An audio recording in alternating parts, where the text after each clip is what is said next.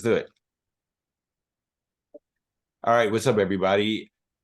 It's your host, Chris Carr, and you are tuned in to learn about the creative muse. I got to start again. Hold on. All right, peace. What's up, everybody? It's Chris, your host, and we're going to be discussing the Create model presented by Creative Muse. And today's guest is, introduce yourself. Hi, I'm Alice Johnson. Okay, awesome. Well, in what way do you express your creativity? What are your means of doing that? Well, various. Professionally, I'm an actor. I also do a lot of writing. Um, in life, I think I express my creativity through aesthetics a lot, through creating environments that feel creative and welcoming and whimsical. Um, yeah, I think I express it in a lot of ways, but the main ones are acting and writing, I think.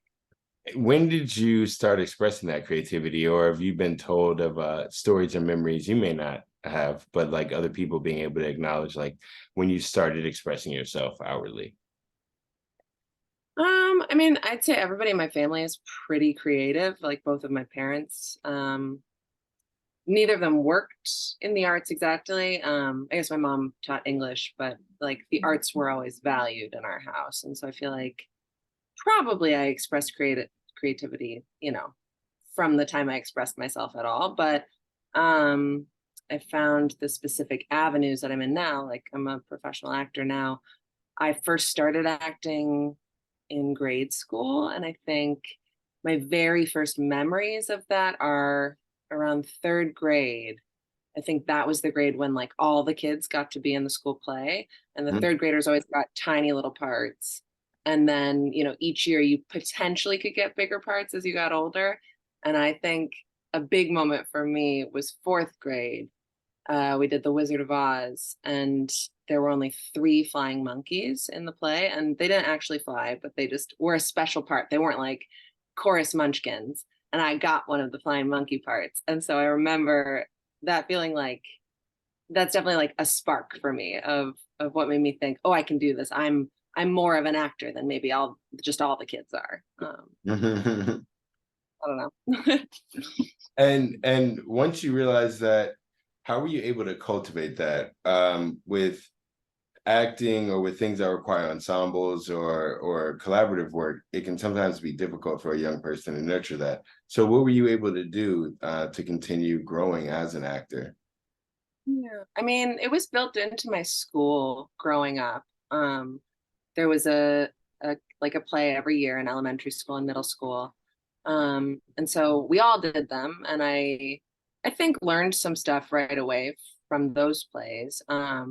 But then there was definitely a turning point, maybe in middle school, like late middle school, when not everybody tried out for the play anymore. It became like something that only some people chose to do. So I ended up continuing on that path. And I do remember like a specific age, maybe seventh or eighth grade, feeling a little embarrassed. Like my friends weren't all doing it anymore.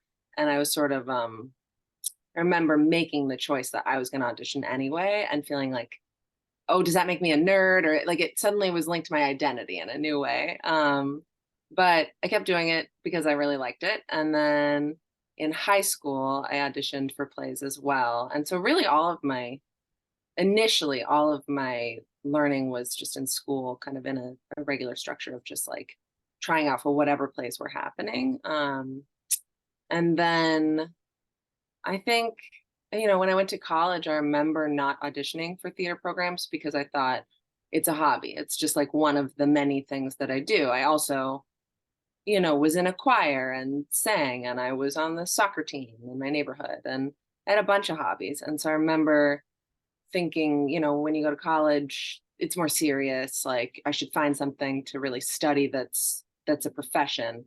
But I still auditioned for all the plays. I was in all the theater clubs on campus. And it wasn't really until my junior year that I think I I explored it in a new way. I'd been doing all the plays on campus, and I really missed acting still. It wasn't enough for me. I found that like when I wasn't in a play, I was missing it more than I had thought I would. And so I ended up doing a study abroad program in London for a whole semester, the second half of my senior or my junior year.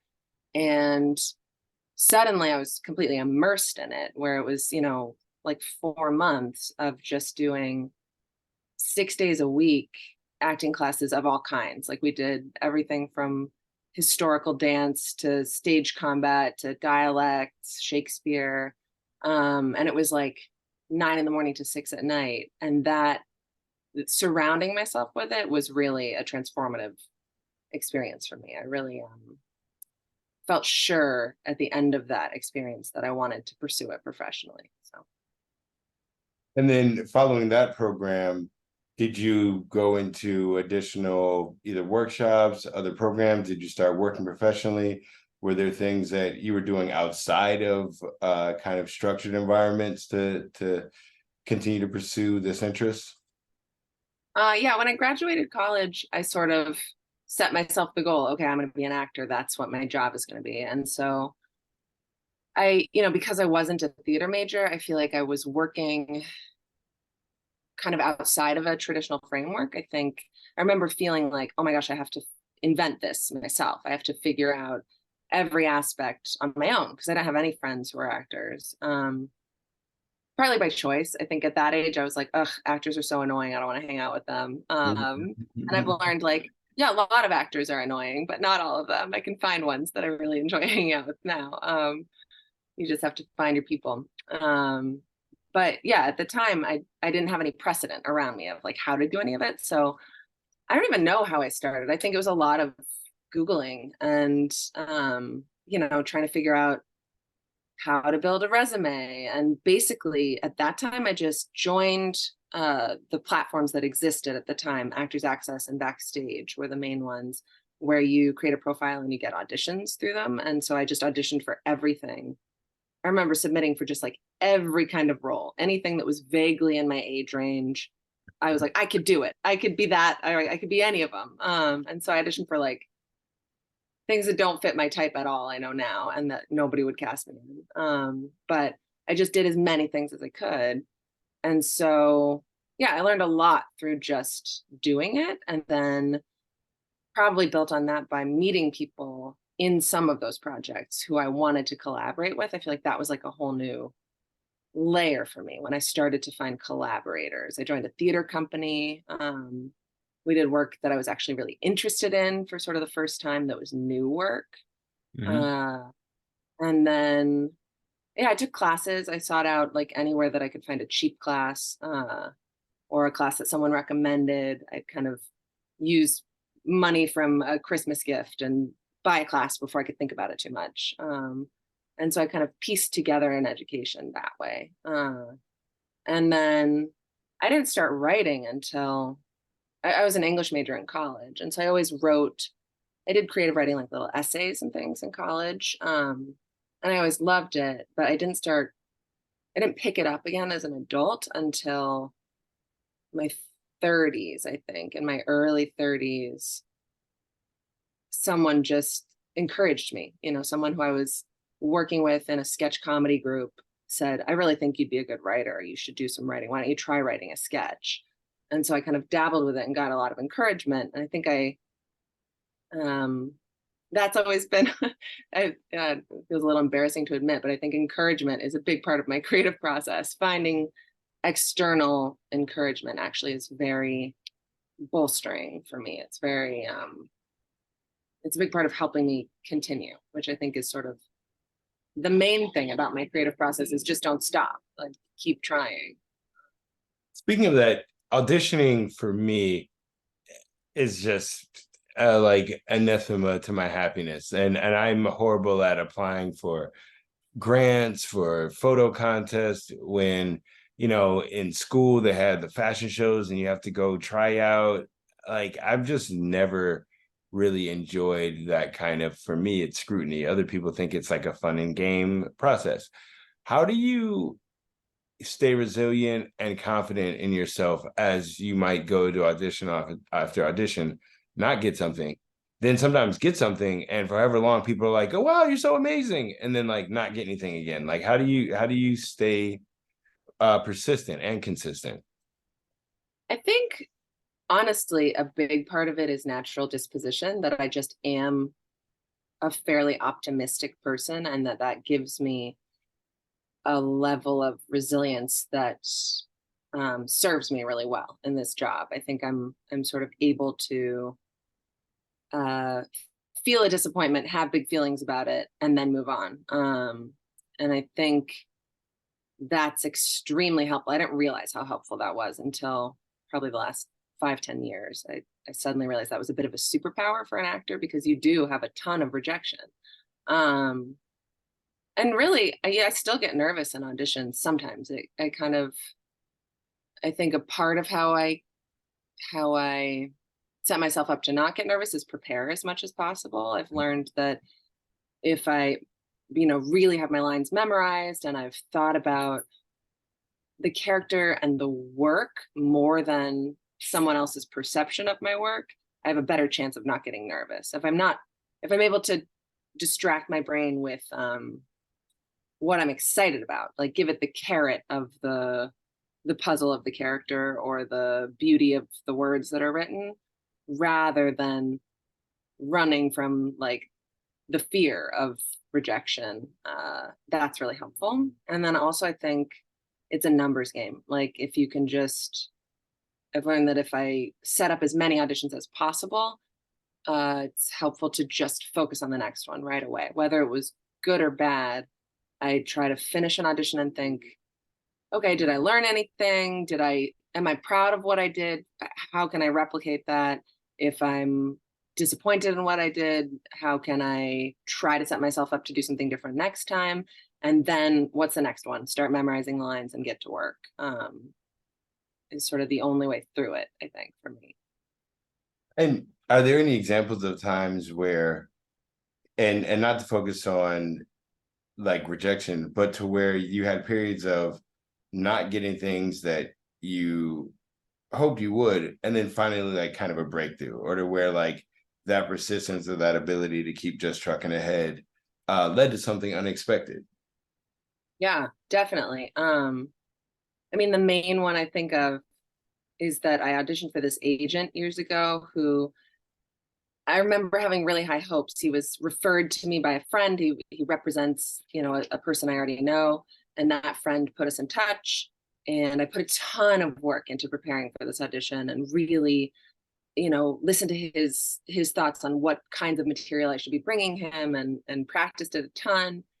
And then I went in, and I just didn't do my best work. I got too nervous, and I remember thinking like, I don't think that was great. I think it was okay, but I don't think it was great. And then he called me a few days later and said, your audition was boring. I got no sense of who you were. I don't think you're a great actor. If you want to get some training and then come back to me in a few years, I would see you again. But it was basically my worst fear, where I was just like, oh my God, I am a failure. Someone is telling me directly that I suck. And that's the fear that I always have.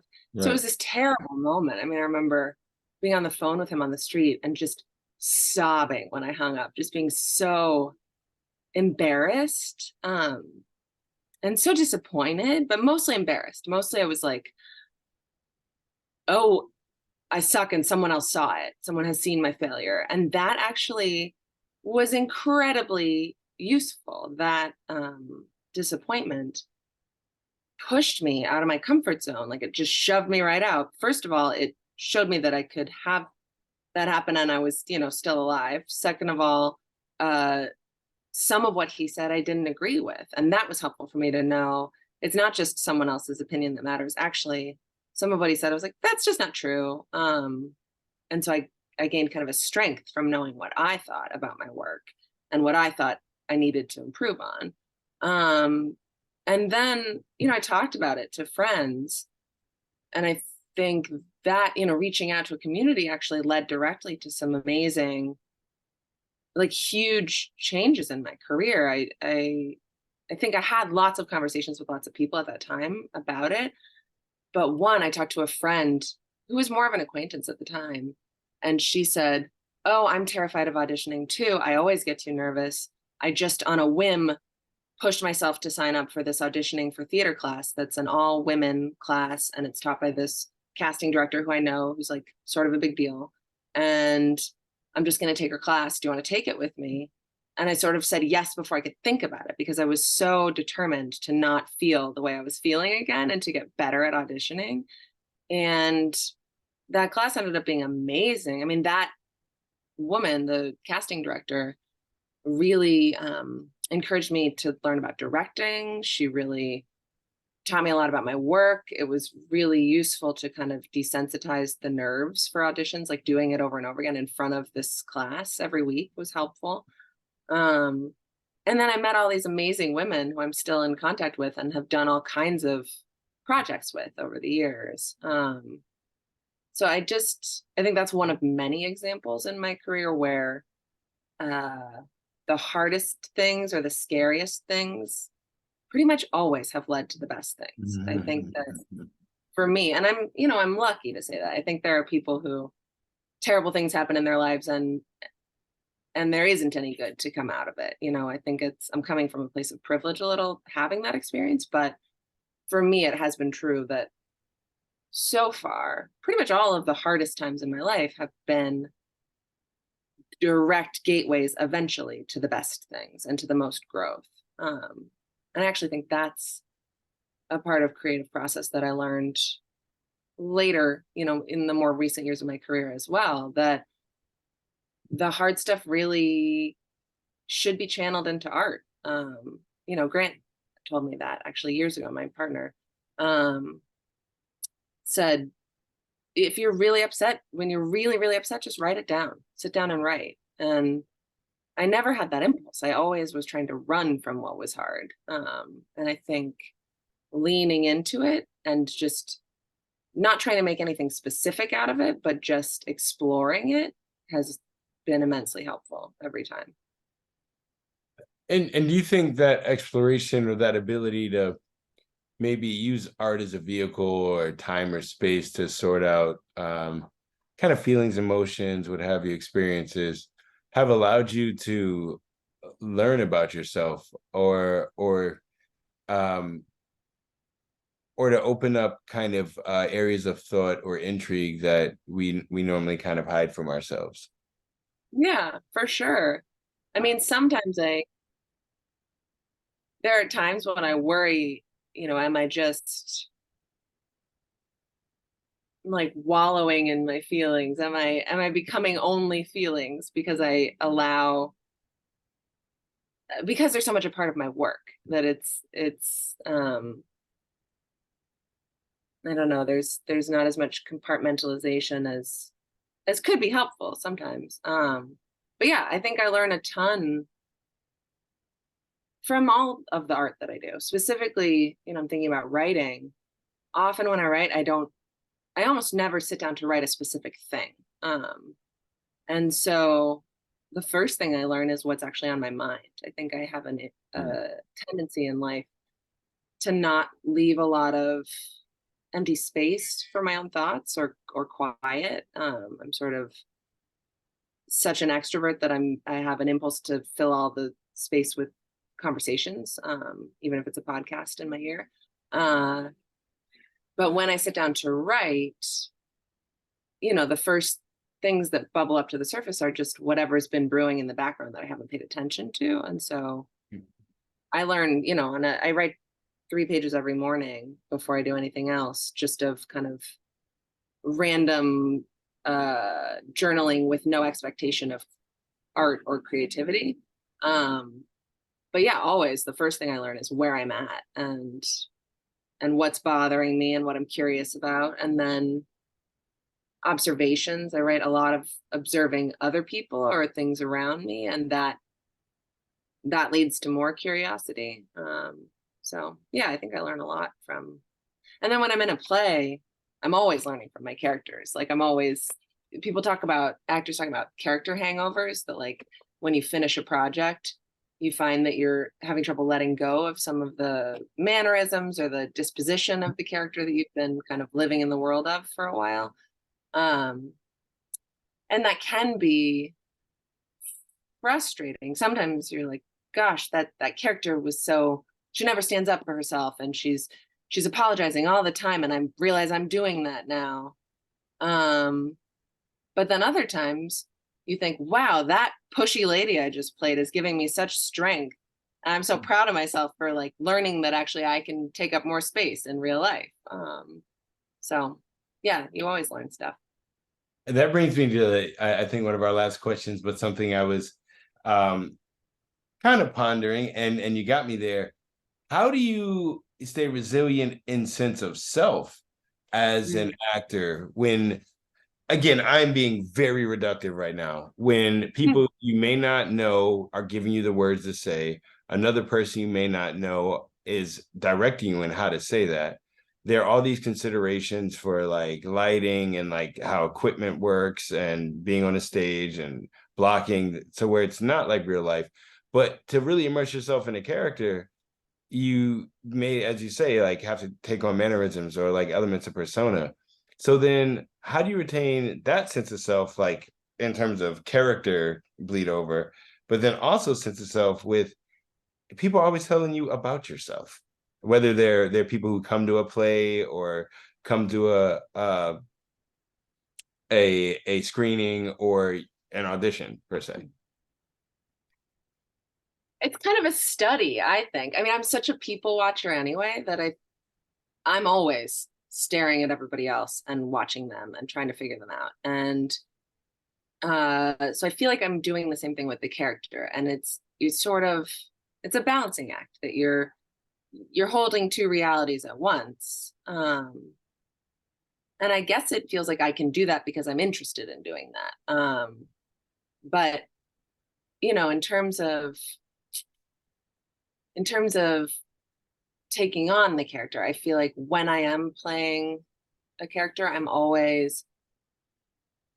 am thinking their thoughts, and I'm trying to set myself up to live in their world. I'm trying to build a backstory and think about, I ask myself a ton of questions, like, you know, tiny things like what did they eat for breakfast today? You just decide something, or bigger things like how do they feel about their mom, or, you know, are their parents still alive? Like you just make up answers. Or you take whatever you can from the text and then make up the rest. And so I give myself that framework, and then I try to be within it during the show or during the film, whatever it is.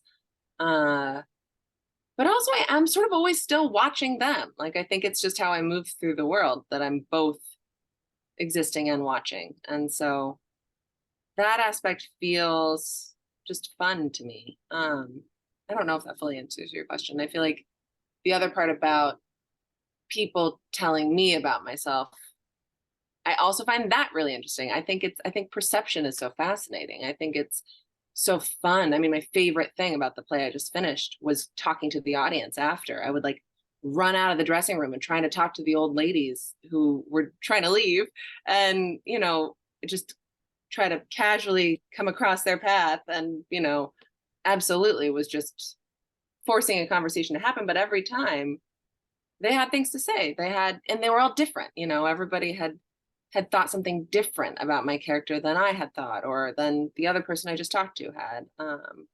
So yeah, I don't find that as much something to manage as something to enjoy. I just think it's fun to hear people's thoughts. Cool.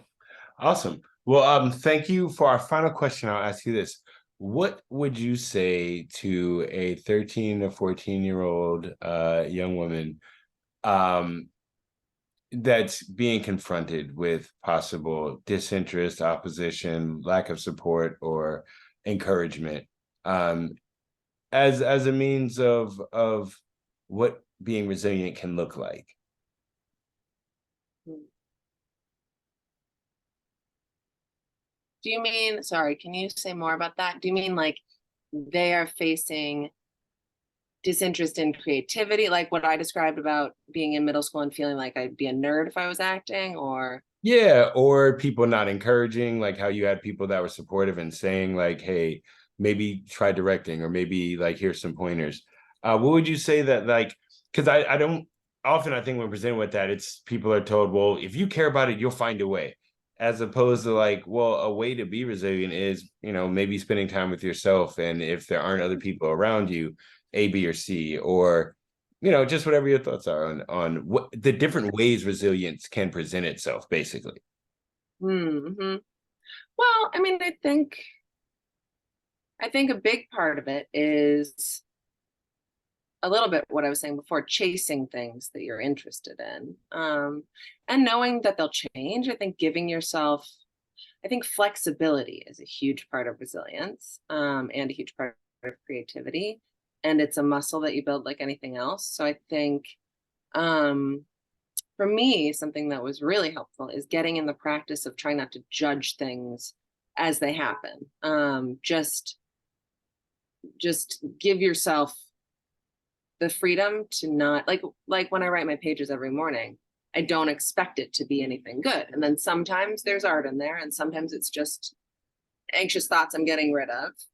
So I think I'd say to a young woman, find find ways to give yourself the freedom to fail a bunch and to not judge it as failure. Know that trying something over and over again is a huge part of how you find stuff you're really excited about, and that when you're creating something, it doesn't have to be any particular thing, and you'll find out what it is later. I think that's a huge part of it, is just make something and then look at it later. Make it, come back to it later, see if you want to change anything, and do that over and over again. Awesome. Well, thank you very much. If people would like to see some of your work, find out more about you, how can they find you? My Instagram is the Alice K Johnson, and also alicekjohnson.com is my website. Awesome. Well, thank you again. I appreciate you speaking with us. I'm your host, Chris Carr. We have been talking about the Create model presented by Creative Muse, and with a wonderful guest, Alice K. Johnson. Mhm. Thanks, Chris. All right. Thank you.